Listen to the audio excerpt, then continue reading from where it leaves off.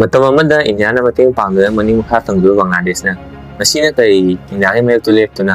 North east ꯁ꯭ꯇꯦꯠꯄꯨ ꯏꯟꯗꯤꯌꯥꯗꯒꯤ ꯇꯣꯉꯥꯟꯅ ꯇꯥꯍꯟꯒꯅꯤ ꯍꯥꯏꯔꯤꯕ? ꯏꯂꯦꯛꯇ꯭ꯔꯤꯁꯤꯇꯤ, ꯔꯣ ꯃꯦꯇꯔꯤꯌꯦꯜ, ꯏꯁꯤꯡ, ꯇꯣꯉꯥꯟ ꯇꯣꯉꯥꯟꯕ ꯔꯤꯁꯣꯔꯁ ꯀꯌꯥ ꯑꯃ ꯃꯇꯦꯡ ꯄꯥꯡꯗꯨꯅ ꯂꯥꯛꯏꯕ ꯏꯟꯗꯤꯌꯥꯗ ꯃꯁꯤꯅ ꯀꯔꯤꯒꯤ ꯌꯦꯡꯅꯕ ꯑꯃ ꯑꯣꯏꯅ ꯂꯧꯔꯤꯕ? কথা স্পষ্ট করে বলে দিতে চাই, ভারতের যারা সেপারেটিস্ট আছে, বাংলাদেশে আমরা তাদেরকে আশ্রয় প্রশ্রয় দিয়ে যে সেভেন সিস্টার রয়েছে সেটাকে বাংলাদেশ থেকে ভারত থেকে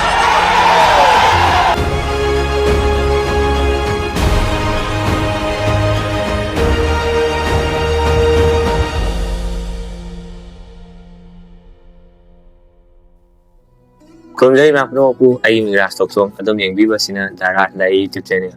ꯉꯁꯤ ꯚꯤꯗꯤꯑꯣꯁꯤꯗ ꯕꯪꯒ꯭ꯂꯥꯗꯦꯁꯇ ꯍꯧꯖꯤꯛ ꯊꯣꯛꯏꯕ ꯀ꯭ꯔꯥꯏꯁꯤꯁ ꯏꯔꯥꯡ ꯑꯁꯤ ꯃꯇꯥꯡꯗ ꯃꯌꯥꯝ ꯋꯥꯐꯝ ꯈꯔ ꯊꯝꯖꯒꯦ. ꯏꯔꯥꯡ ꯑꯁꯤ ꯈꯪꯅꯕꯒꯤꯗꯃꯛꯇꯗ ꯕꯪꯒ꯭ꯂꯥꯗꯦꯁꯀꯤ ꯍꯤꯁꯇ꯭ꯔꯤ ꯍꯥꯟꯅ ꯃꯌꯥꯝ ꯈꯪꯃꯤꯟꯅꯁꯤ, ꯑꯗꯨꯒ ꯏꯔꯥꯡ ꯑꯁꯤ ꯃꯇꯥꯡꯗ ꯂꯥꯛꯁꯤꯒꯦ. ꯚꯤꯗꯤꯑꯣꯁꯤ ꯃꯌꯥꯝ ꯂꯣꯏꯐꯥꯎ ꯌꯦꯡꯕꯤꯌꯨ, ꯁꯨꯡꯁꯣꯏ ꯁꯣꯏꯗꯅ ꯅꯨꯡꯉꯥꯏꯒꯅꯤ ꯍꯥꯏꯕ ꯊꯥꯖꯩ. ꯃꯌꯥꯝ ꯚꯤꯗꯤꯑꯣꯁꯤ ꯍꯧꯅꯕ ꯇꯧꯖꯩ. ꯍꯧꯖꯤꯛ ꯕꯪꯒ꯭ꯂꯥꯗꯦꯁ ꯍꯥꯏꯗꯨꯅ ꯂꯩꯔꯤꯕ ꯂꯝ ꯑꯁꯤ ꯃꯇꯝ ꯑꯃꯗ ꯄꯥꯀꯤꯁꯇꯥꯟꯒꯤ ꯁꯔꯨꯛ ꯑꯃ ꯑꯣꯏꯔꯝꯃꯤ. ꯃꯈꯣꯏ ꯑꯁꯤ ꯏꯁ ꯄꯥꯀꯤꯁꯇꯥꯟ ꯍꯥꯏꯗꯨꯅ ꯈꯪꯅꯩ, ꯑꯗꯨꯒ ꯍꯧꯖꯤꯛ ꯄꯥꯀꯤꯁꯇꯥꯟ ꯍꯥꯏꯅ ꯂꯩꯔꯤꯕ ꯑꯁꯤꯅ ꯋꯦꯁ ꯄꯥꯀꯤꯁꯇꯥꯟ ꯍꯥꯏꯅ ꯈꯪꯅꯩ. ꯋꯦꯁ ꯄꯥꯀꯤꯁꯇꯥꯟꯗ ꯂꯩꯔꯤꯕ ꯑꯌꯥꯝꯕ ꯑꯁꯤ ꯁꯤꯟꯗ ꯄꯟꯖꯥꯕꯀꯤ ꯃꯤꯑꯣꯏꯁꯤꯡꯅ ꯈꯨꯟꯗꯥꯏ, ꯑꯗꯨꯒ ꯑꯃꯔꯣꯝꯗ ꯏꯁ ꯄꯥꯀꯤꯁꯇꯥꯟ ꯍꯧꯖꯤꯛꯅ ꯕꯪꯒ꯭ꯂꯥꯗꯦꯁ ꯍꯥꯏꯅ ꯂꯩꯔꯤꯕ ꯂꯝ ꯑꯁꯤꯅ ꯕꯦꯡꯒꯥꯂꯤ ꯃꯨꯁꯂꯤꯝꯁꯤꯡꯅ ꯅꯝꯅ ꯇꯥꯏ. ꯃꯇꯝ ꯑꯗꯨꯗ ꯋꯦꯁ ꯄꯥꯀꯤꯁꯇꯥꯟꯅ ꯏꯁ ꯄꯥꯀꯤꯁꯇꯥꯟ ꯑꯁꯤ ꯈꯔ ꯍꯟꯊꯅ ꯑꯗꯨꯝ ꯌꯦꯡꯂꯝꯃꯤ, ꯃꯔꯝꯗꯤ ꯄꯥꯀꯤꯁꯇꯥꯟꯒꯤ ꯃꯔꯨꯑꯣꯏꯕ ꯂꯤꯗꯔꯁꯤꯡ ꯑꯁꯤ ꯋꯦꯁ ꯄꯥꯀꯤꯁꯇꯥꯟ ꯍꯥꯏꯕꯗꯤ ꯍꯧꯖꯤꯛ ꯄꯥꯀꯤꯁꯇꯥꯟ ꯍꯥꯏꯔꯤꯕ ꯃꯐꯝ ꯑꯁꯤꯗ ꯅꯝꯅ ꯂꯩ. 1954ꯒꯤ ꯄꯥꯀꯤꯁꯇꯥꯟ ꯑꯦꯁꯦꯝꯕ꯭ꯂꯤ ꯏꯂꯦꯛꯁꯟꯗ ꯏꯁ ꯄꯥꯀꯤꯁꯇꯥꯟ ꯍꯧꯖꯤꯛ ꯕꯪꯒ꯭ꯂꯥꯗꯦꯁ ꯍꯥꯏꯔꯤꯕ ꯃꯐꯝꯁꯤꯗꯒꯤ ꯂꯨꯆꯤꯡꯕ ꯁꯦꯈ ꯃꯨꯖꯤꯕꯨꯔ ꯔꯦꯍꯃꯟꯅ ꯃꯤꯍꯨꯠ ꯁꯤꯟꯗꯨꯅ ꯏꯂꯦꯛꯁꯟ ꯑꯁꯤ ꯂꯦꯞꯄꯝꯃꯤ, ꯑꯗꯨꯒ ꯏꯂꯦꯛꯁꯟ ꯑꯁꯤ ꯁꯦꯈ ꯃꯨꯖꯤꯕꯨꯔ ꯔꯦꯍꯃꯟꯅ ꯀꯥꯔꯝꯃꯤ. ꯅꯤꯌꯣꯝꯒꯤ ꯃꯇꯨꯡ ꯏꯟꯅ ꯁꯦꯈ ꯃꯨꯖꯤꯕꯨꯔ ꯔꯦꯍꯃꯟ ꯑꯁꯤ ꯄꯥꯀꯤꯁꯇꯥꯟꯒꯤ ꯄ꯭ꯔꯥꯏꯝ ꯃꯤꯅꯤꯁꯇꯔ ꯑꯣꯏꯒꯗꯕꯅꯤ, ꯑꯗꯨꯕꯨ ꯃꯇꯝ ꯑꯗꯨꯒꯤ ꯋꯦꯁ ꯄꯥꯀꯤꯁꯇꯥꯟꯒꯤ ꯂꯤꯗꯔꯁꯤꯡ ꯑꯗꯨꯅ ꯃꯍꯥꯛꯄꯨ ꯄ꯭ꯔꯥꯏꯝ ꯃꯤꯅꯤꯁꯇꯔ ꯑꯣꯏꯕꯗꯒꯤ ꯑꯊꯤꯡꯕ ꯄꯤꯔꯝꯃꯤ. ꯃꯇꯝ ꯑꯁꯤꯗ ꯁꯦꯈ ꯃꯨꯖꯤꯕꯨꯔ ꯔꯦꯍꯃꯟꯅ ꯑꯗꯨꯛꯀꯤ ꯃꯇꯤꯛ ꯁꯥꯎꯈꯤ, ꯑꯗꯨꯒ ꯃꯇꯝ ꯑꯁꯤꯗ ꯕꯪꯒ꯭ꯂꯥꯗꯦꯁ ꯑꯁꯤ ꯄꯥꯀꯤꯁꯇꯥꯟꯗꯒꯤ ꯇꯣꯉꯥꯟꯅ ꯇꯥꯍꯟꯅꯤ ꯍꯥꯏꯗꯨꯅ ꯂꯥꯎꯊꯣꯛꯂꯝꯃꯤ. ꯃꯍꯥꯛꯅ ꯄꯥꯀꯤꯁꯇꯥꯟꯗꯒꯤ ꯇꯣꯉꯥꯟꯅ ꯇꯥꯅꯕꯒꯤꯗꯃꯛ ꯑꯍꯥꯟꯕ ꯈꯣꯡꯊꯥꯡ ꯑꯣꯏꯅ ꯃꯨꯛꯇꯤ ꯕꯍꯥꯅꯤ ꯀꯧꯕ ꯃꯤꯂꯤꯇꯦꯟ ꯒ꯭ꯔꯨꯞꯁ ꯑꯃ ꯕꯪꯒ꯭ꯂꯥꯗꯦꯁꯇ ꯂꯤꯡꯈꯠꯂꯝꯃꯤ. ꯃꯇꯝ ꯑꯁꯤꯗ ꯕꯪꯒ꯭ꯂꯥꯗꯦꯁꯄꯨ ꯅꯤꯡꯈꯥ ꯇꯝꯅꯕꯒꯤꯗꯃꯛꯇꯗ ꯃꯇꯝ ꯑꯗꯨꯒꯤ ꯑꯥꯔꯃꯤ ꯆꯤꯐ ꯖꯤꯌꯥꯎꯔ ꯔꯦꯍꯃꯟꯁꯨ ꯑꯆꯧꯕ ꯊꯧꯗꯥꯡ ꯂꯧꯈꯤ. ꯏꯟꯗꯤꯌꯥ ꯑꯥꯔꯃꯤꯒꯤ ꯑꯆꯧꯕ ꯃꯇꯦꯡꯗꯒꯤ 1971ꯗ ꯕꯪꯒ꯭ꯂꯥꯗꯦꯁ ꯑꯁꯤ ꯄꯥꯀꯤꯁꯇꯥꯟꯗꯒꯤ ꯅꯤꯡꯈꯥ ꯇꯝꯈꯤ. ꯃꯌꯥꯝꯗ ꯑꯩꯅ ꯋꯥꯔꯤꯁꯤꯡ ꯑꯁꯤ ꯍꯥꯏꯖꯕꯒꯤ ꯃꯔꯝꯗꯤ ꯍꯥꯏꯔꯤꯕ ꯋꯥꯔꯤꯁꯤꯡ ꯑꯁꯤꯁꯨ ꯉꯁꯤ ꯊꯣꯛꯂꯤꯕ ꯏꯔꯥꯡ ꯑꯁꯤꯗ ꯑꯆꯧꯕ ꯃꯔꯝ ꯑꯃ ꯑꯣꯏꯔꯤꯕꯅꯤ. ꯋꯥꯔꯤꯁꯤꯡ ꯑꯁꯤ ꯈꯪꯗ ꯇꯥꯔꯒꯗꯤ ꯊꯣꯛꯂꯤꯕ ꯏꯔꯥꯡ ꯑꯁꯤꯒꯤ ꯃꯔꯝꯗ ꯈꯪꯕꯗ ꯋꯥꯒꯅꯤ. ꯑꯩꯅ ꯄꯟꯖꯔꯤꯕ ꯃꯤꯑꯣꯏꯁꯤꯡ ꯑꯁꯤ ꯃꯌꯥꯝ ꯅꯤꯡꯁꯤꯡꯕꯤꯌꯨ. 1971ꯗ ꯕꯪꯒ꯭ꯂꯥꯗꯦꯁꯅ ꯅꯤꯡꯈꯥ ꯇꯝꯕꯗꯤ ꯐꯪꯈ꯭ꯔꯦ. ꯑꯗꯨꯒꯤ ꯃꯇꯨꯡ ꯁꯦꯈ ꯃꯨꯖꯤꯕꯨꯔ ꯔꯦꯍꯃꯟꯒꯤ ꯄꯥꯔꯇꯤ ꯑꯋꯥꯃꯤ ꯂꯤꯒꯅ ꯕꯪꯒ꯭ꯂꯥꯗꯦꯁ ꯑꯁꯤ ꯆꯂꯥꯏꯔꯝꯃꯤ. ꯑꯃꯔꯣꯝꯗ ꯉꯁꯥꯏ ꯕꯪꯒ꯭ꯂꯥꯗꯦꯁꯅ ꯅꯤꯡꯈꯥ ꯇꯝꯅꯕ ꯍꯣꯠꯅꯕ ꯃꯇꯝꯗ ꯄꯥꯀꯤꯁꯇꯥꯟ ꯑꯁꯤ ꯀꯥꯏꯍꯟꯕ ꯄꯥꯝꯗꯕ ꯃꯤꯑꯣꯏ ꯀꯌꯥ ꯑꯃꯁꯨ ꯕꯪꯒ꯭ꯂꯥꯗꯦꯁꯇ ꯂꯩꯔꯝꯃꯤ. ꯃꯈꯣꯏꯗꯨꯒꯤ ꯃꯔꯛꯇ ꯖꯃꯥ-ꯏ-ꯏꯁꯂꯥꯃꯤ ꯍꯥꯏꯕ ꯑꯣꯔꯒꯅꯥꯏꯖꯦꯁꯟ ꯑꯁꯤꯁꯨ ꯄꯥꯀꯤꯁꯇꯥꯟ ꯑꯁꯤ ꯀꯥꯏꯍꯟꯕ ꯄꯥꯝꯂꯝꯗꯦ. ꯃꯁꯤꯒꯤꯗꯃꯛ ꯃꯈꯣꯏꯅ ꯋꯦꯁ ꯄꯥꯀꯤꯁꯇꯥꯟꯗ ꯃꯇꯦꯡ ꯄꯥꯡꯈꯤ. ꯃꯁꯤꯒꯤꯗꯃꯛꯇꯗ ꯁꯦꯈ ꯃꯨꯖꯤꯕꯨꯔ ꯔꯦꯍꯃꯟꯅ ꯑꯣꯔꯒꯅꯥꯏꯖꯦꯁꯟ ꯑꯁꯤ ꯕꯦꯟ ꯇꯧꯁꯟꯈꯤ. ꯃꯍꯥꯛꯅ ꯄꯥꯋꯔ ꯄꯥꯏꯔꯛꯂꯕ ꯃꯇꯝꯗ ꯕꯪꯒ꯭ꯂꯥꯗꯦꯁꯄꯨ ꯅꯤꯡꯈꯥ ꯇꯝꯍꯟꯕ ꯑꯆꯧꯕ ꯊꯧꯗꯥꯡ ꯂꯧꯈꯤꯕ ꯃꯨꯛꯇꯤ ꯕꯍꯥꯅꯤ ꯑꯁꯤ ꯕꯪꯒ꯭ꯂꯥꯗꯦꯁꯀꯤ ꯑꯥꯔꯃꯤ ꯑꯣꯏꯅ ꯊꯧ ꯄꯨꯍꯜꯂꯝꯃꯤ. ꯏꯁ ꯄꯥꯀꯤꯁꯇꯥꯟ ꯑꯃꯁꯨꯡ ꯋꯦꯁ ꯄꯥꯀꯤꯁꯇꯥꯟ ꯈꯥꯏꯗꯣꯛꯇ꯭ꯔꯤꯉꯩ ꯃꯃꯥꯡꯗ ꯂꯩꯔꯝꯕ ꯄꯥꯀꯤꯁꯇꯥꯟ ꯑꯥꯔꯃꯤꯁꯤꯡ ꯑꯗꯨꯁꯨ ꯕꯪꯒ꯭ꯂꯥꯗꯦꯁꯀꯤ ꯑꯥꯔꯃꯤ ꯑꯣꯏꯅ ꯍꯥꯞꯄꯝꯃꯤ. ꯑꯗꯨꯕꯨ ꯃꯇꯥꯡ ꯑꯁꯤꯗ ꯑꯥꯔꯃꯤꯒꯤ ꯃꯔꯛꯇꯁꯨ ꯒ꯭ꯔꯨꯞ ꯑꯅꯤ ꯊꯣꯛꯂꯛꯑꯦ, ꯃꯨꯛꯇꯤ ꯕꯍꯥꯅꯤ ꯍꯥꯏꯕ ꯑꯃ, ꯑꯗꯨꯒ ꯍꯥꯟꯅꯒꯤ ꯂꯩꯖꯔꯝꯕ ꯏꯁ ꯄꯥꯀꯤꯁꯇꯥꯟ ꯑꯥꯔꯃꯤ ꯍꯥꯏꯕ ꯑꯃ. ꯑꯃꯔꯣꯝꯗ ꯃꯨꯛꯇꯤ ꯕꯍꯥꯅꯤ ꯑꯁꯤ ꯄ꯭ꯔꯣ ꯏꯟꯗꯤꯌꯥꯅꯤ, ꯍꯥꯏꯕꯗꯤ ꯃꯈꯣꯏꯅ ꯏꯟꯗꯤꯌꯥ ꯑꯥꯔꯃꯤꯒꯤ ꯃꯇꯦꯡꯗꯒꯤ ꯅꯤꯡꯈꯥ ꯇꯝꯈꯤꯕꯒꯤꯗꯃꯛꯇ ꯃꯈꯣꯏꯒ ꯏꯟꯗꯤꯌꯥꯒ ꯑꯆꯦꯠꯄ ꯃꯔꯤ ꯑꯃꯗꯤ ꯂꯩ, ꯑꯗꯨꯒ ꯏꯁ ꯄꯥꯀꯤꯁꯇꯥꯟ ꯑꯥꯔꯃꯤ ꯑꯁꯤꯅ ꯄꯥꯀꯤꯁꯇꯥꯟꯒꯤ ꯑꯆꯦꯠꯄ ꯃꯔꯤ ꯑꯃ ꯂꯩꯅꯩ. ꯃꯇꯝ ꯑꯁꯤꯗ ꯁꯦꯈ ꯃꯨꯖꯤꯕꯨꯔ ꯔꯦꯍꯃꯟꯅ ꯃꯨꯛꯇꯤ ꯕꯍꯥꯅꯤ ꯑꯁꯤ ꯐ꯭रीडꯝ ꯐꯥꯏꯇꯔꯅꯤ ꯍꯥꯏꯗꯨꯅ ꯃꯈꯣꯏꯒꯤ ꯑꯣꯏꯕ ꯇꯣꯉꯥꯟꯕ ꯔꯤꯖꯔቬꯁꯟ ꯀꯣꯇꯥ ꯑꯃ ꯄꯤꯔꯝꯃꯤ. ꯃꯁꯤꯒꯤ ꯀꯣꯇꯥ ꯑꯁꯤꯅ ꯃꯔꯝ ꯑꯣꯏꯔꯒ ꯉꯁꯤꯒꯤ ꯑꯣꯏꯕ ꯐꯤꯚꯝ ꯑꯁꯤꯗ ꯑꯆꯧꯕ ꯃꯔꯝ ꯑꯃ ꯑꯣꯏꯔꯛꯈꯤ. ꯃꯌꯥꯝ ꯑꯩ ꯀꯣꯟꯅ ꯂꯥꯛꯆꯒꯦ. ꯍꯥꯏꯔꯤꯕ ꯀꯣꯇꯥ ꯑꯁꯤꯅ ꯃꯔꯝ ꯑꯣꯏꯔꯒ ꯏꯁ ꯄꯥꯀꯤꯁꯇꯥꯟ ꯑꯥꯔꯃꯤꯁꯤꯡ ꯑꯁꯤ ꯁꯦꯈ ꯃꯨꯖꯤꯕꯨꯔ ꯔꯦꯍꯃꯟꯗ ꯑꯗꯨꯛꯀꯤ ꯃꯇꯤꯛ ꯁꯥꯎꯔꯝꯃꯤ. ꯃꯇꯝ ꯑꯁꯤꯗ ꯕꯪꯒ꯭ꯂꯥꯗꯦꯁꯀꯤ ꯏꯀꯣꯅꯣꯃꯤ ꯑꯁꯤ ꯈꯝ ꯊꯦꯡꯅ ꯑꯋꯥꯕ ꯅꯪꯂꯝꯃꯤ. ꯂꯥꯟ ꯊꯣꯛꯈꯤꯕꯒꯤ ꯑꯋꯥꯕ, ꯑꯗꯒꯤ ꯑꯅꯧꯕ ꯂꯩꯕꯥꯛ ꯑꯃ ꯁꯦꯝꯂꯛꯄꯒꯤ ꯏꯀꯣꯅꯣꯃꯤ ꯑꯁꯤ ꯄꯨꯔꯥ ꯗꯥꯎꯟ ꯑꯣꯏꯈꯤꯕꯅ ꯃꯔꯝ ꯑꯣꯏꯔꯒ ꯃꯇꯝ ꯑꯗꯨꯗ ꯁꯦꯈ ꯃꯨꯖꯤꯕꯨꯔ ꯔꯦꯍꯃꯟꯅ one party system haibadi Bangladesh haiba lewa asida sumnatangi political party amakak leigadabni haidona anoba system ama hawdolami matam aduda opposition party khudimak adu ban tawsalaga Baksal haiba party amakak Bangladesh ta leigadabni haidona lautholami Baksal Bangladesh Krisak Samrik Awami League asi January gi tang 18 1975 ta semlami haiba system asi matam aduda opposition amasung Bangladesh ki army sing aduna aduki mati warorami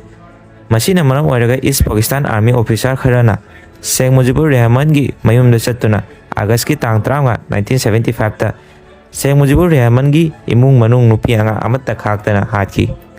adubu matam asida Sheikh Hasina amasung Sheikh Rehana asi mapanda lermana maram oiraga thodok sidagi hingki matam asida Sheikh Hasina amasung Sheikh Rehana asi India da changjafam piki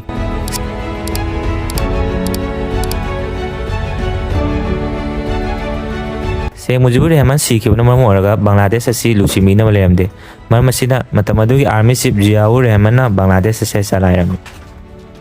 adui matu 1977 gi election na mahana Bangladesh Nationalist Party BNP asi lingkhatuna majority seat phangduna election asi karami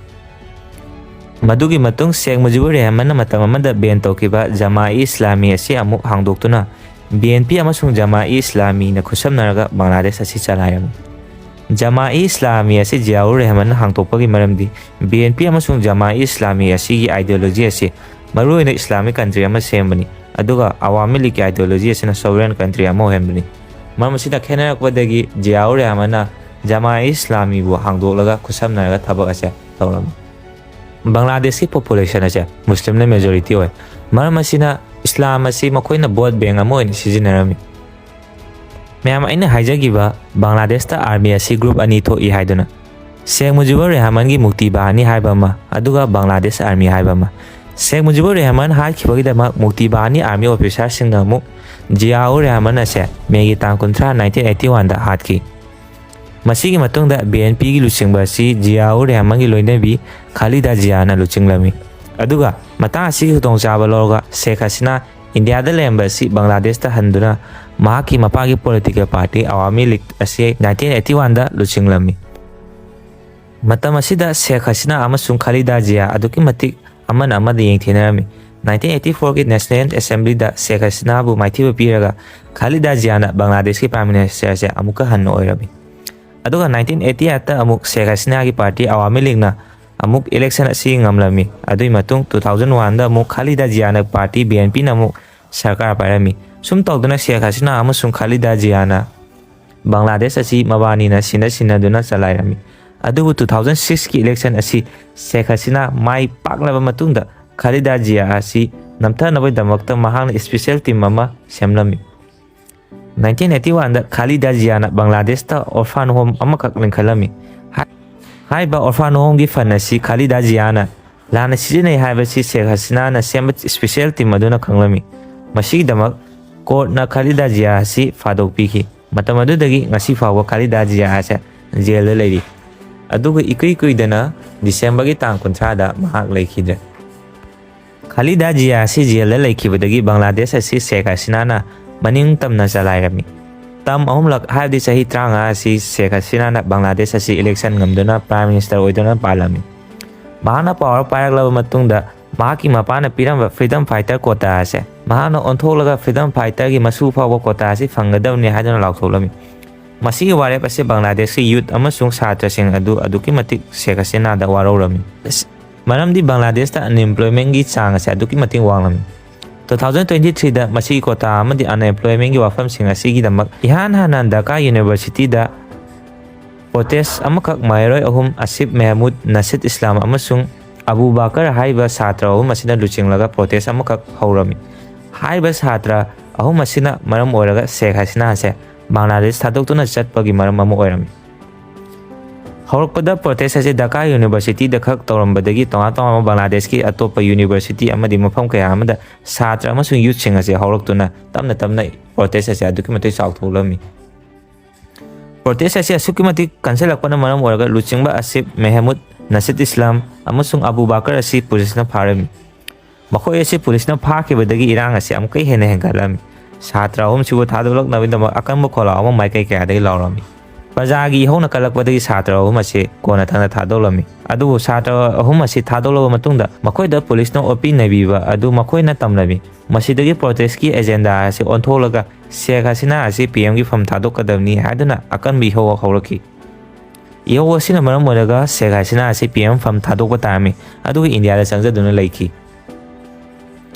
India da changja fam pi haduna Bangladesh asi India da aduki mati yengthiri BNP ki leader amana chosuna phongdokre karigumba Sheikh Hasina mu India da ki thadoktragadi North East Seven Sisters si India da ki tongana tahani haina phok laukthokre Masina su maram moraga Bangladesh da leiba Hindu sing ase phuba hingna Mei thaba hatpa kaya ama suk tawlu Irang asi maikai kaya amaronda yengba yai amaronda political influence yauna maram moraga achoubi irang ama oikhibani Phare ma'am ngasigidi matang asida kaina nama tanja dologjage video si share tawbiramu channel asi subscribe tawbiramu aduga adom adom gi wakholon adusu comment section da thambiramu